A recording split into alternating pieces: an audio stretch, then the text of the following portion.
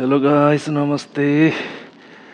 म चाहिँ आज तपाईहरुलाई यो एकदम स्नो स्टर्म भइराखेको छ यसको नजराना देखाउन गइराखेको छु। अनि कस्तो रहेछ आज मसँग हिँड्नुहोस् है त। आम्मामामा हिउँ त के भन्छ, स्नो स्टर्म त खतरा नै छ गाइस। म तपाईहरुलाई मेरो नेबरहुडको स्नो स्टर्म देखाउँदैछु। चौपटै हिउँ पर्या छ अनि त्यस्तै छ गाइस। आज चाहिँ फेब्रुअरीको 23 तारिक अनि स्नो स्टर्मले गर्दाखेरि आज नानीहरुको स्कुल पनि बन्द। अनि नानीहरुको स्कुल बन्द, हाम्रो अब कामहरु सबै बन्द, सरकारी कार्यालयहरु सबै बन्द यो स्नो स्टर्मको कारणले गर्दाखेरि है गाइस। म एक राउन्ड लाउँछु, कस्तो हुँदो रहेछ तपाईहरुले पनि हेरिरहनु होला। एकदम चिप्लो छ, तर मैले अब मेरो बुटमा चाहिँ के भन्छ यो स्पाइक पनि लगाएको छु सेफ्टी रिजनले गर्दाखेरि। त्यो अब लाउनु पर्छ, नत्र यहाँनिर अब हिँड्न पनि गाह्रो हुन्छ। हावाले लडाउनु खोज्दैछ मलाई त। अनि त्यस्तै छ गाइस। तपाईहरुलाई कस्तो छ? हामीलाई चाहिँ यस्तै छ। अनि अहिले अब यसो सामाजिक सञ्जालहरुमा खोलेर हेर्यो भने ओ माइ गॉड, कस्तो चुनावकै मात्रै लहर लागिरहेको छ सबैलाई। चुनावको कुरा गर्दाखेरि मलाई पनि एउटा कुरा भन्नु मन लाग्यो। अब चुनाव भनेको त हेर्नुहोस्, यो राजनीतिक प्रक्रिया हो, यो भइ नै रहन्छ। तर यो चुनावको कारणले गर्दाखेरि भोट माग्ने दौरानमा हाम्रो छरछिमेकीतिर साथीभाइहरुको मनमुटाव नहोस्, सोसल साइटहरुमा हेर्छु एकदम के भन्छ एकले अर्कालाई झन्डा च्यातिदिने, एकदम हुन्छ नि नराम्रो खालको गाली गलौजहरु गर्ने आदि इत्यादिहरु सुनिराखेको छु, देखिराखेको छु। तपाईहरुले पनि सायद त्यो कुरा हेरि नै राख्नु भएको होला। यो अरूलाई कस्तो लाग्छ भने मलाई चाहिँ एकदम नराम्रो लाग्छ क्या। तपाईको नि एउटा पार्टीले जित्ने हो, एउटा व्यक्तिले जित्ने हो हैन। आफ्नो आफ्नो मन परेको पार्टीलाई, मन परेको उम्मेदवारलाई भोट लाउने हो। एउटाले जित्छ, अर्को प्रतिपक्ष बस्छ हैन। तर हामी एउटा साथीभाइ, इष्टमित्र, छरछिमेकमा त एक किसिमको आपसी के भन्छ सद्भाव, प्रेम, हार्दिकता राखेर पो बाँच्ने हो त। त्यो चुनावको कारणले गर्दाखेरि यो भोटको जुन माहौल छ यसले गर्दाखेरि चाहिँ त्यो आँखा तरातर गर्ने, एकले अर्कालाई अनि पानी बराबर गर्ने, झैझगडा गर्ने, कुनै पनि कुराहरुमा असहयोग गरिदिने, त्यो चाहिँ गर्नु एकदम राम्रो हो जस्तो लाग्दैन गाइस मलाई चाहिँ। तपाईहरुलाई कस्तो लाग्छ? मलाई लागेको कुरा हो यो चाहिँ। अब यो जोशमा तपाईहरुको जोश पनि आफ्नै खालको होला अब, तर मलाई लागेको कुरा चाहिँ गाला त चिसोले त पुरै जमेको जस्तो भइरहेको छ त हौ। त्यस्तै छ साथीहरु। तपाईहरु जहाँ हुनुहुन्छ, जसरी हुनुहुन्छ, जुन ठाउँमा हुनुहुन्छ, स्वस्थ रहनुहोस्, मस्त रहनुहोस्। अहिलेको टेम्परेचर माइनस कति डिग्री छ के?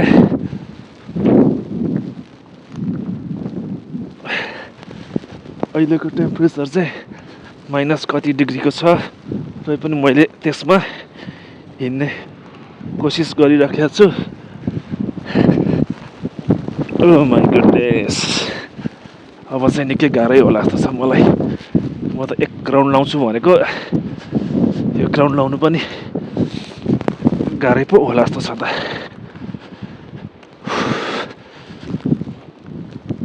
त्यस्तै छ साथीहरु।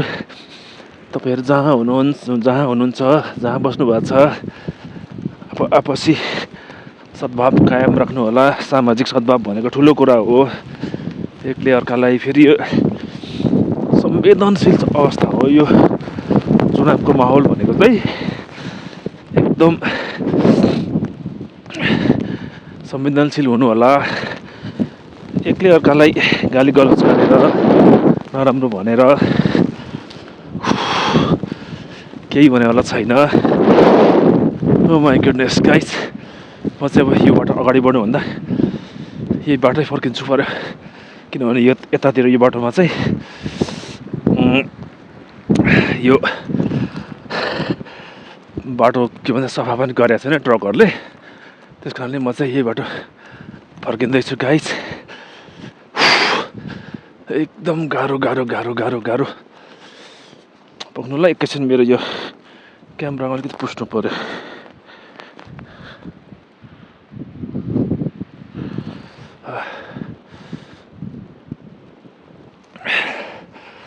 त्यही त गाइस, अघि भन्दै थिएँ नि मैले,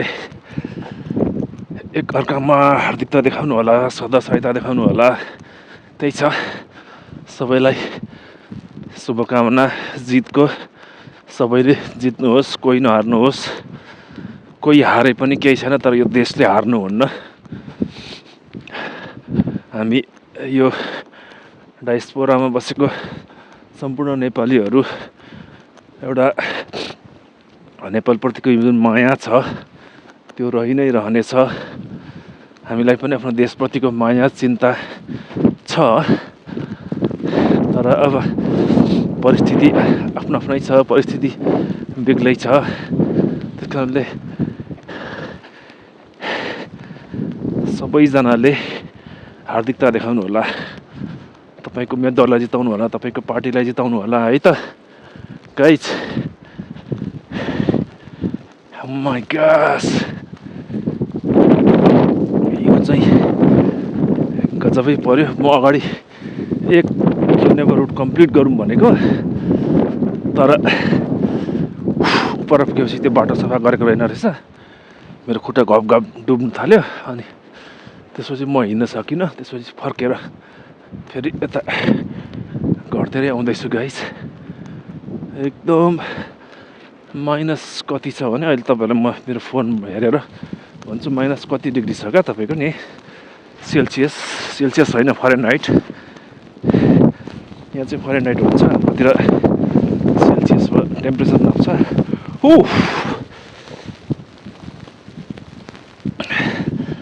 भन्नु त, अनि यत्तिको हिउँमा यतिको टेम्परेचरमा यस्तो हुन्छ, अनि भन्नुहोस् त हाम्रो माउन्ट एभरेस्टमा तपाईँको त्यो एक्सपिडिसनमा जाने दाजुभाइहरूलाई कस्तो हुँदो होला तपाईँ कल्पना गर्न सक्नुहुन्छ। म त्यहाँ घरदेखि यो तेर्सो बाटोमा यतिको बाटो एकछिन हिँड्दाखेरि त मलाई कस्तो भइरहेको छ, मेरो गालाहरू होइन पुरै जाम होला जस्तो भइरहेको छ भनेपछि सम्झिनुहोस् त्यो माउन्ट एभरेस्टको त्यो उचाइमा जाने मान्छेहरूले कति सङ्घर्ष गरिराख्नु भयो होला। साँच्चै भन्नुपर्दा त्यो भनेको त जीवन र मृत्युको खेल जस्तै हो क्या, 50-50। आधी बाँच्ने सम्भावना हुन्छ, आधी मर्ने सम्भावना हुन्छ। उफ, यो ट्रकले सफा गर्दैछ बाटो। त्यस्तै छ है गाइस। मैले तपाईँलाई अलिक धेरैसम्म एक राउन्ड नै पुरा कम्प्लिट लुप नै लाउन खोजेको थिएँ, तर सकिनँ। अरूभन्दा पनि मेरो गालाको जुन माछा छाला छ यो नै कटकडी खानु थाल्यो क्या। त्यही भएर त्यो माउन्टेनियरिङमा जाने मान्छेहरूको उताबाट आउँदाखेरि यो गालाहरू कालो कालो, नाकहरू कालो कालो भएको हुन्छ नि, त्यो हिउँले खाएको भन्छ। यही तरिकाले रहेछ तपाईँको चाम्रो हुन्छ, अनि त्यसपछि यो नाकको टिपहरूमा गालाको सुस्तुमतिर अक्सिजनको मात्रा पुगेको हुँदैन, अनि त्यस पछाडि त्यहाँको टिस्युजहरू मर्छ अनि कालो हुन्छ। गाइस, म तपाईँहरूलाई यहाँबाट मेरो घर देखाउँछु है त, क्यामेरालाई उताबाट देखाउँछु है त। ल, यहाँ देखिरहेछ मेरो घर। अब म घरतिर जाँदैछु। Oh, oh my gosh. Guys मैले मुस्किलले आँखा हेरिराखेको छु गाइज यसरी हिउँ परेको छ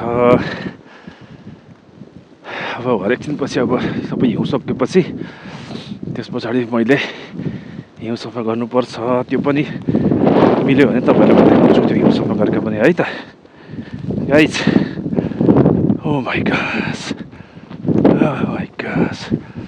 हेर्नुहोस् त हिउँ परेको